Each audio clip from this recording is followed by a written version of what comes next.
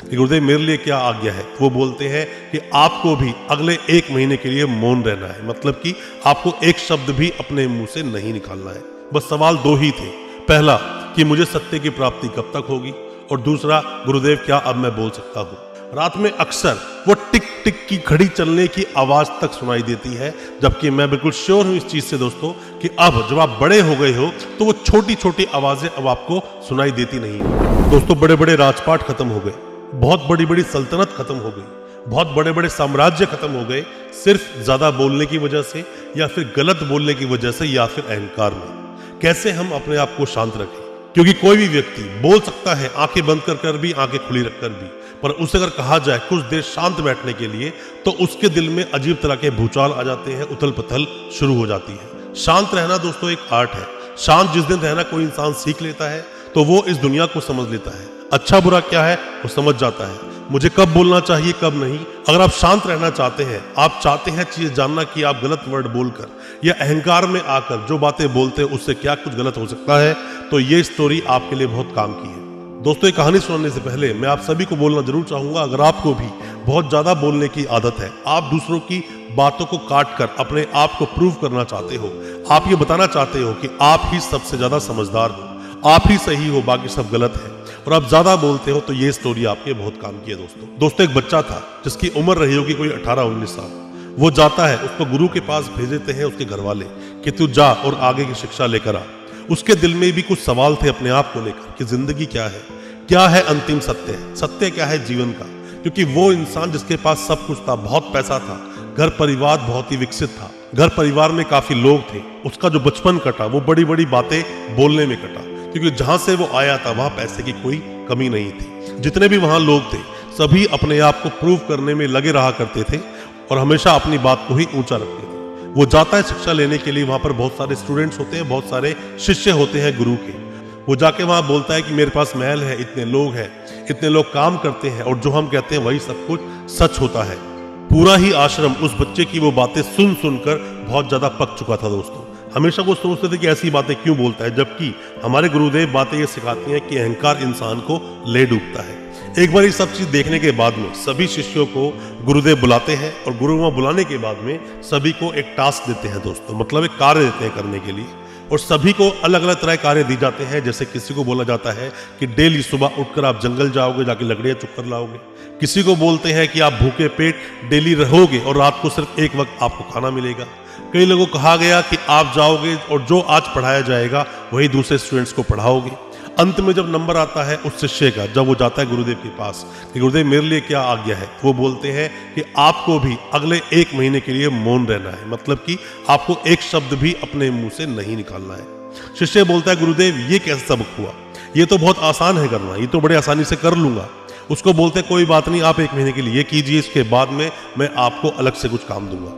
वो लड़का जाता है दोस्तों, चुप रहने की कोशिश करता है, पर जैसा मैंने आपको बताया कि हम बोलकर तो अपनी पूरा जीवन काट सकते हैं, बोलकर आंखें बंद करके बोल सकते हैं, बिना सोचे समझे बोल सकते हैं, और सोचकर बोल सकते हैं, यहाँ के लोगों को बिना बात के उपदेश दे सकते हैं। पर अगर हम शांत बैठना भी चाहे तो शांत बैठ नहीं सकते, अंदर अजीब अजीब तरह की बातें होनी शुरू हो जाती है।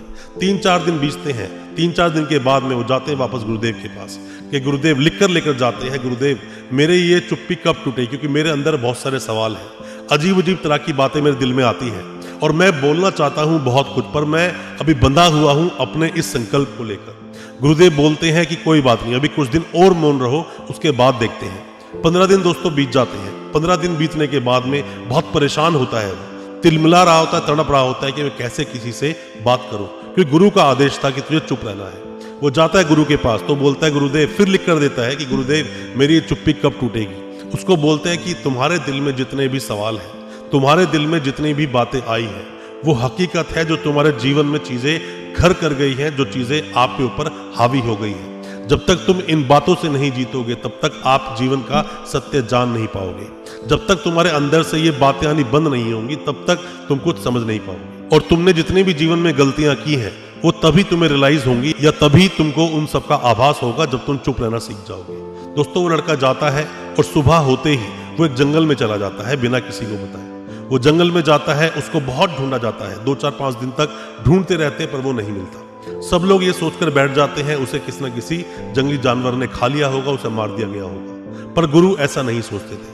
गुरु बैठे होते थे, हमेशा जब बात होती थी उस शिष्य की तो वो बोलते थे कि वो वापस आएगा। और दोस्तों कुछ महीनों के बाद जब वो लड़का वापस आता है गुरुदेव के पास, और गुरुदेव के सामने आकर बैठता है, फिर से लिख कर देता है कि गुरुदेव क्या मैं अब भी मौन हूँ? गुरुदेव क्या अभी भी मेरे दिल में उथल पुथल है? आप क्या कहेंगे?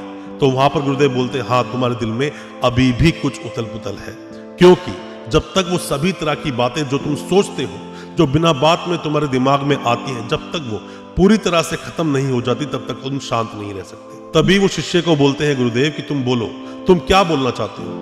तो वो अपना मुंह खोलता है और बोलता है कि गुरुदेव जैसे ही मैं जंगल में गया, जंगल में जाने के बाद जैसे ही मैं कहीं ध्यान में बैठा, तो बैठते ही मेरे पास अजीब अजीब तरह के ख्याल आने लगे, दिमाग में अजीब अजीब तरह की बातें आने लगी। आसपास बहुत जंगली जानवरों का शोर था, पत्तों की बहुत तेज आवाज थी।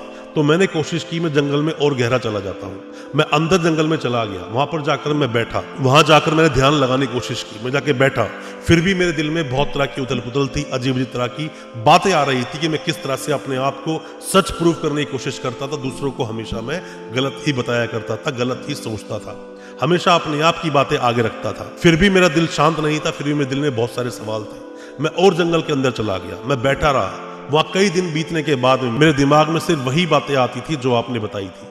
मेरे दिमाग में सिर्फ वही बातें आती थी जिसके लिए मैं आश्रम में आया था। मेरे दिमाग में वही बातें आई थी जो किसी ने भी मुझे समझाने की कोशिश की थी। सभी तरह की उथल पुथल मेरे दिमाग से लगभग खत्म हो चुकी थी और मुझे सिर्फ और सिर्फ आवाजें सुनाई दे रही थी, नदी के बहने की, हवा चलने की, पत्तों के हिलने की, और सिर्फ कुछ ऐसी मंद आवाजें जो मेरा मन मोह कर रही थी। एक दिन जब मैं बहुत परेशान हो गया चुप रहते हुए, तो मैं बहुत तेज चिल्लाकर ऊपर वाले से मैंने बोला कि हे प्रभु, मुझे कब मार्गदर्शन मिलेगा और मैं कब जीवन में आगे बढ़ पाऊंगा या फिर कब मैं सत्य का ज्ञान कर पाऊंगा। और तभी मुझे न जाने कहां से आभास हुआ कि मौन रहना और सिर्फ जरूरी बातों को ही बोलना, अपने आप को हमेशा से ही सही प्रूव ना करना और दूसरों के लिए इज्जत करना, दूसरों की बातों को सुनना, फालतू के ख्याल दिल में ना लाना, यही जीवन है। और जब मैंने वापस आने की सोची यही आश्रम में, तो मेरे दिमाग में ज्यादा कोई सवाल थे ही नहीं, बस सवाल दो ही थे।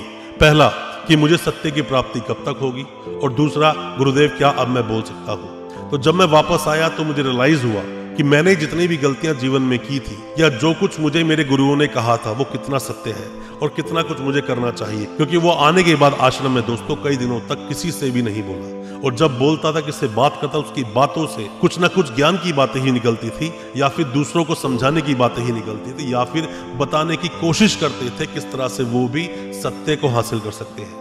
दोस्तों, जितने भी बड़े से बड़े साम्राज्य खत्म हुए, बड़ी बड़ी सल्तनत खत्म हो गई, बड़ी बड़ी रियासतें खत्म हो गई, क्यों? सिर्फ अपने आप को बड़ा प्रूव करने के लिए, अपने आप को अच्छा प्रूव करने के लिए, अपने आप को ही अच्छा बताने के लिए। न जाने किस चीज की लड़ाई है लोगों में, क्यों अपने आप को अच्छा प्रूव करना चाहते हैं, क्यों अपने आप को दूसरे से बड़ा प्रूव करना चाहते हैं।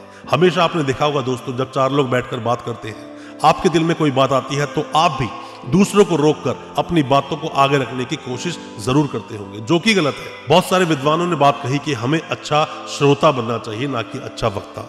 आप अच्छे श्रोता बनेंगे तभी अच्छे वक्ता बन पाएंगे, वरना आप अच्छे वक्ता नहीं बन सकते। क्योंकि आप जब बेवकूफ के सामने समझदारी की बातें करते हो वो गलत है, और जब समझदार के आगे बेवकूफी की बातें करते हो वो गलत है। यह आपको तभी समझ आएगा जब आप मौन रहना सीखेंगे, जब आप लोगों की बातों को अवॉइड करना सीखेंगे, जब आप लोगों को सुनने के बाद में उनकी गलतियां नहीं, उनकी अच्छाइयां निकालना सीखेंगे। दोस्तों, घरों में लड़ाइयां होती हैं, मियाँ बीवी की लड़ाई होती है, कुछ ही दिनों में तलाक हो जाता है। एक बच्चा अपने फादर से अपने आप को अच्छा प्रूव करने के चक्कर में लड़ जाता है, गलत वर्ड बोलता है। आप दोस्तों के बीच में अपने आप को ही अच्छा प्रूव करने की कोशिश करते हो। जिस दिन ये चीज आपके दिल से निकल गई, जिस दिन आपने अपने ऊपर वक्त देना शुरू कर दिया, जिस दिन आपने अपने आप को ज्ञानवान बनाने के लिए बीड़ा उठा लिया, कुछ भी सोच लिया, तो दोस्तों मेरा मानना है आपका जीवन पूरी तरह से बदल जाएगा और जीवन पूरी तरह से अच्छे राह पर चल निकलेगा। और हर तरह से, चाहे वो पढ़ाई में हो, चाहे वो काम करने में हो, बिजनेस करने में हो, किसी भी तरह से आप कभी मार नहीं खाओगे। दोस्तों,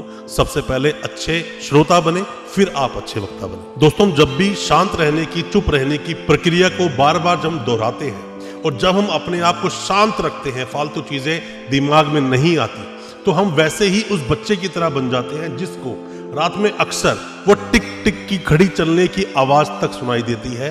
जबकि मैं बिल्कुल श्योर हूं इस चीज से दोस्तों कि अब जब आप बड़े हो गए हो तो वो छोटी छोटी आवाजें अब आपको सुनाई देती नहीं होंगी, क्योंकि जब आप बहुत सारी चीजों से घिरे होते हैं, दिल में बहुत सारी उथल पुथल चल रही होती है, तो हमें छोटी छोटी बातें इग्नोर करना अपने आप हमारा शरीर शुरू कर देता है। दोस्तों इंसान का बचपन और बुढ़ापा दोस्तों एक जैसा ही होता है, क्योंकि उसके दिमाग में ज्यादा उथल पुथल दोस्तों होती नहीं है। ये वक्त बिल्कुल शांति का होता है, शांत रहता है मन और ज्यादा कुछ ख्याल दिल में आते नहीं। इसीलिए ये बहुत छोटी सी बात, घड़ी के टिक टिक करने की आवाज भी हमें सुनाई देती है।